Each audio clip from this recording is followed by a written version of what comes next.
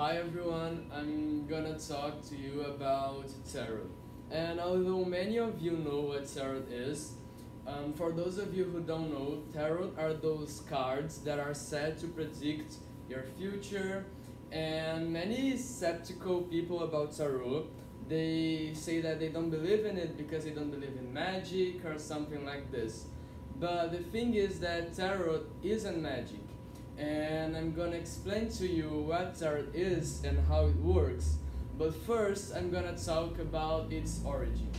Well, there's not a consensus or like a concrete proof of when and where tarot was created, but the scientists that dig in the tarot past, they believe, most of them, that it was created in ancient Egypt, and then years later, many years later, it spread through Europe, mostly in France and in Italy, in like Middle Age. And well, tarot does not use magic or superpowers. Tarot is based on your intuition, because people who believe and play in tarot, they don't believe like in coincidence. For them, everything happens for a reason. And as you choose one of those cards or one of those 78 cards, it's not something completely random. It's random for you, but it's something that your intuition is telling you to do.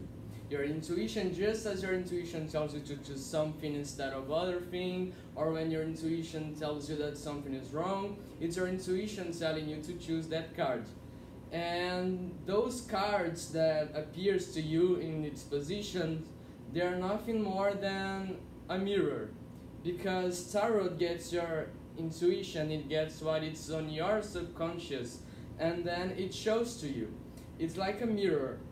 It's not something like predicting your future. It's nothing that you didn't know. You just didn't know that you knew it.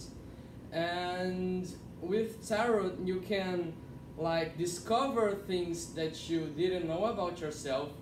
You can discover things that you already knew, but you had no idea that you knew, because tarot is nothing more than a mirror. It's like a book that you're reading about yourself and your own intuition.